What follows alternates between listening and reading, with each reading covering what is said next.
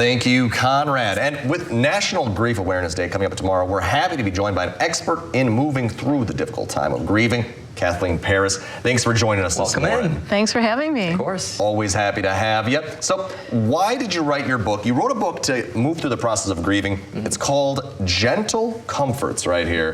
Look at that. So what inspired you to write this book? Well, truly, losing my husband was the worst thing that ever happened to me. And there were a lot of surprises, things that you don't know about grief until you're in it. And I thought, I think I can take this terrible thing that happened to me and use it to help other people. So that's where it came from, to give people hope that even though you don't get over losing someone you loved, you can move forward in your life. So how long did it take you to write this book? Because of course that is a tragedy, I'm sorry to hear that. How long did it take you to write this book, and what would you say the #1 thing out of this book is for the viewers? What would you say that main idea is? Well, it took me 5 years. I started writing to my husband every night after he died, just to tell him things that happened and I thought it might be interested in. It's a way to stay connected, because you can take the love with you. But what's the things that there are strategies, I guess I would say it's strategies for surviving. There are reflections on grief and common things, because when I was going through this, I thought I was the only person who ever felt this horrible and hopeless, and I realized that's a very common feeling. So there's reflections on common experiences. There are journaling prompts. Writing is a very good strategy for dealing with grief. And then finally, easy, healthy recipes for one person, because food and nutrition is a challenge for all grievers.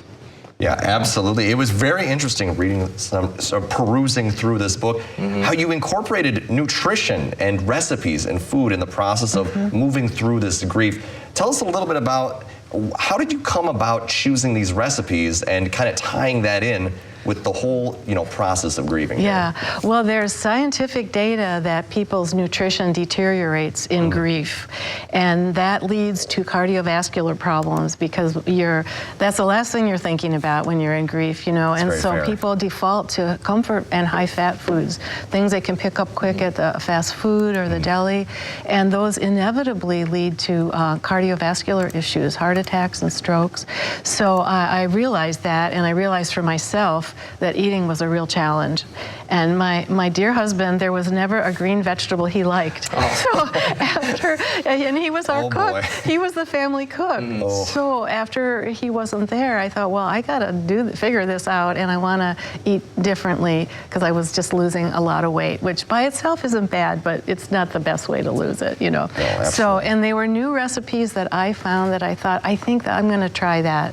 Very whole food oriented and veggie forward. That's really terrific. Amazing stuff. Yeah, I know grief is obviously a very tough thing to go through. We're all going to have to go through that in our lives. And I did realize, for me personally too, like just going to the gym or eating healthy just helps my mental health and my physical health as well. And I feel like that's where it starts, where that happiness starts, where that healing begins, when your mental and physical health really is there. So I see there's 52 different recipes in here, right? Yes. That is a lot of recipes. Yeah. I'd be good for a whole year. Exactly. It's like one a week. Exactly. It's like one a week. I'd be good for the whole whole year, right? So where did these recipes come from? Is it something that you had? Is it something that you looked up, or kind of combination of both? Well, I like them all. They're all things I like to eat. It's kind of the long and the short of it. That's a great place to start. Good sign. And I have to tell you, I curated over 1,000 recipes. It was very hard to narrow it down to 52. But there's not one canned soup recipe in there. They're all healthy and whole foods. I appreciate that. Yes. So what's your favorite? We gotta ask. I'm so glad you asked me. It is I think, well, it was hard to choose, but the turkey meatloaf glazed with barbecue sauce is probably my favorite one. It smells wonderful cooking. And the cauliflower poppers, they taste like they were deep fried, but they're not. And then for dessert, I think the peach cobbler is my favorite. Ooh, okay. Is there any secret ingredients in that turkey that's your favorite? Well, the spaghetti sauce actually has my secret ingredient that I had before before this book, I had never shared with anyone. The thing that makes it so good.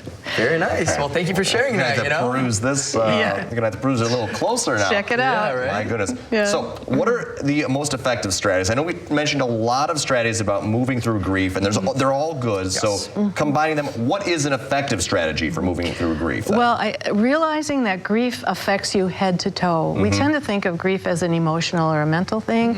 Your whole body is affected. People have stomach aches, headaches, cardiovascular issues I mentioned. They're more prone to illness because their immune system is depressed. So taking care of your body, that's not what you think of first, but that can be one of the best ways to help you move past certainly the most horrible parts of early grief. And then, of course, I mentioned the nutrition, writing, journaling your thoughts, reaching out to other people, getting professional help. Well, it is nice in here because you have the recipes, but you also do have the areas and prompts to write in as well. Yes. So you can really, kind of have multiple ways of tackling the grief. Yeah. Yes, and my hope is people actually write in the book in response to those questions.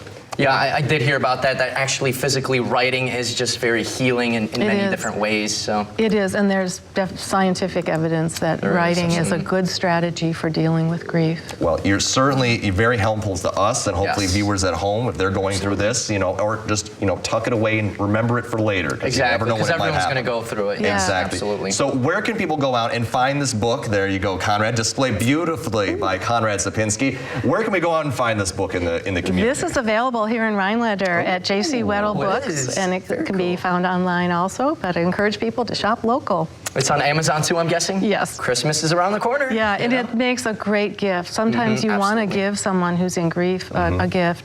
It's a good gift. True, and I did see a chicken noodle soup recipe in there that I will be trying out. That's really good too. So, very cool. There's 52, so we have plenty of time. Exactly. Well, thanks so much for taking the time this morning and talking with us. We It's my really pleasure. appreciate it. Thank you very much. It's my pleasure. Thank you. Thank you. But coming up, we have what's trending.